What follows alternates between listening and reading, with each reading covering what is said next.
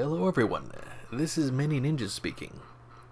Today's episode, which admittedly it has been a while since the last one, is actually going to be the first parter of a two-part series covering the Wave 2 releases for the Samurai Force action figure set, which as you can see is everything shown above, the two figures plus the custom kit. Now for this first bit, we're going to be talking about Musketman Autumn here, which as you can safely tell from the packaging, is the legally distinct version of Donatello from the Teenage Mutant Ninja Turtles. And now it's worth noting with the packaging here, it is everything in the one box, which is much more detailed and has a lot more going on than the original Wave 1 release, which was just Assassin's Spring. As it turns out, rather than including the more legally recognizable stuff in a separate package, they just piled everything together in the single box here, although there are technically two different clamshells as part of this setup.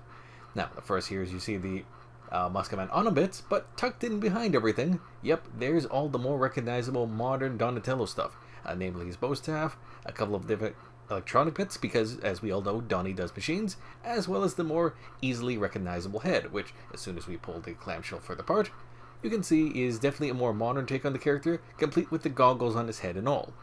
And kind of a more neutral facial expression, I would say, as well. We'll take a better look at all that stuff later as we look along the parts.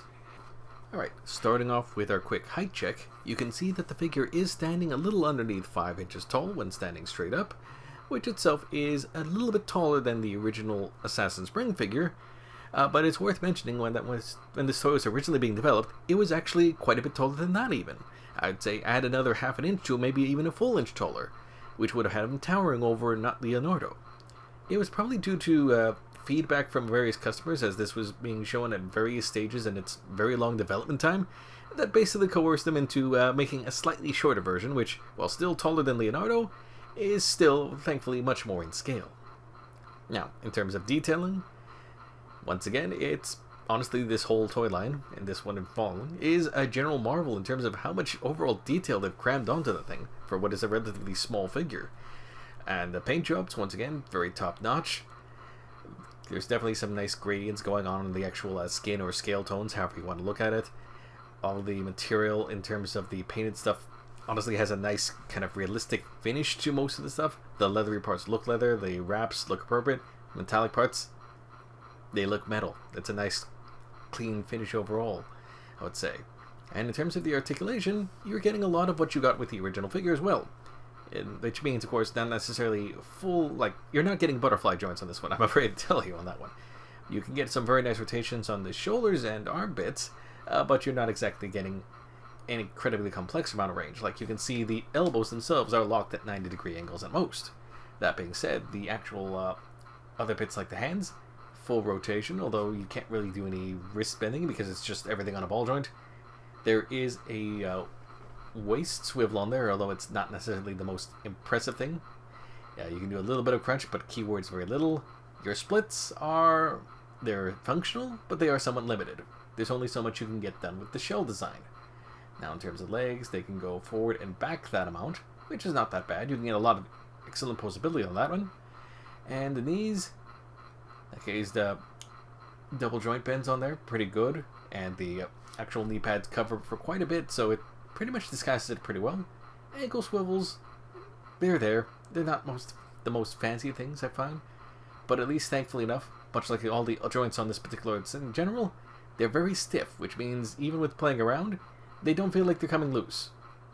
Mind you, just to mention on the paint there is a little bit of paint chipping, at least on mine, so it's not like a huge amount, but it is worth noting. Now, taking a quick look at the actual hands themselves, a little more of a proof of concept in terms of how much you can turn around the wrists, and the elbow joints, which, while they look a little limited, they do get a reasonable amount of posing. So you can get around to kind of adjusting his arms in a lot of different poses, which is useful for all the accessories that this toy has.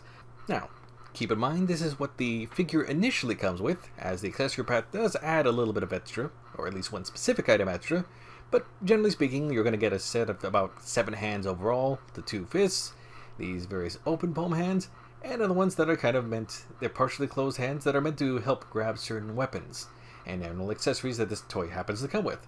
All in all, very detailed. Look at even at the fingernails here, it's just a ridiculous paint job on those. And in terms of the musket, once again, There's a lot of detail going on, various finishes going on there as well, and honestly, it's a very solid piece.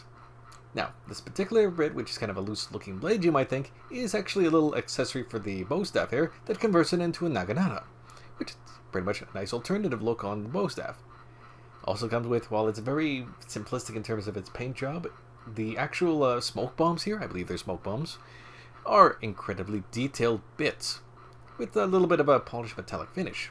And this little part here is actually supposed to help hold those, and I believe is actually an attachment that can go around either of Musketman Onum's legs, pretty much the upper thighs in this case, in order to hold them in place, if you wanted to display them as such. Although, there are hands that can hold these smoke bombs proper, so we'll be demonstrating that a little bit later on. Now, this little bit, it's honestly a holder for the musket for the most part there.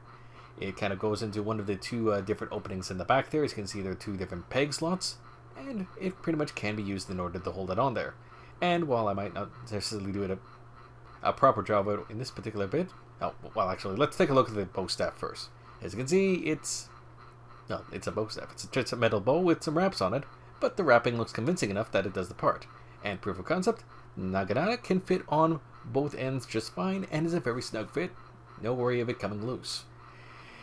Now, let's go on to the next bit here as we move a little bit here. This is one of the more modern bits, being one of his robotic arms, which actually has several different hinges going on there, including for the extended hand itself, freely being able to go in most directions on that one, both back and forth, and also can be used in order to hold some of the weapons itself. Now, while these might not be as tight of a joint as the other parts, they do work just fine. And this little bit is also another little modern bit, and can be used in order to hold an antenna.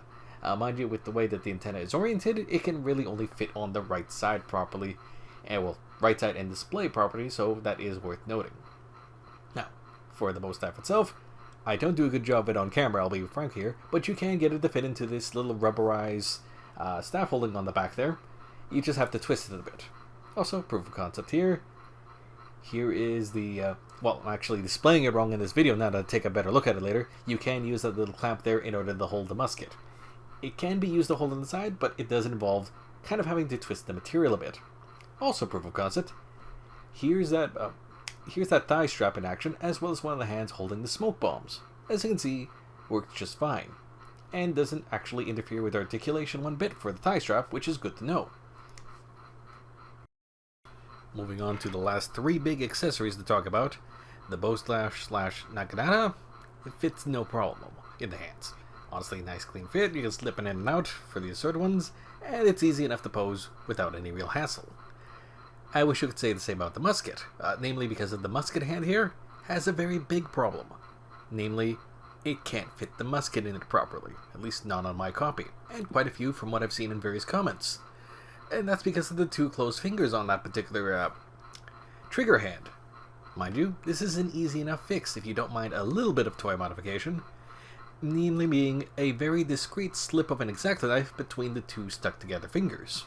I'm not sure if the fingers were intentionally stuck that way or if it just got glued together somehow, but a quick little cut as you see there, suddenly the gun fits no problem.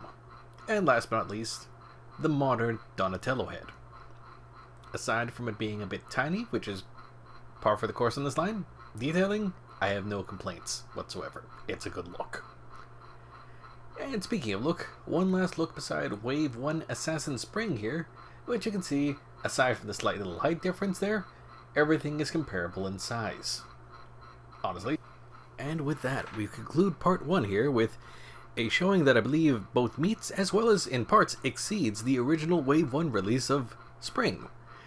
And hopefully we'll be keeping that same sort of energy looking at the other half of the set here, namely being Splinter, aka Master, as well as the custom part kit, which includes components for every figure up to this point.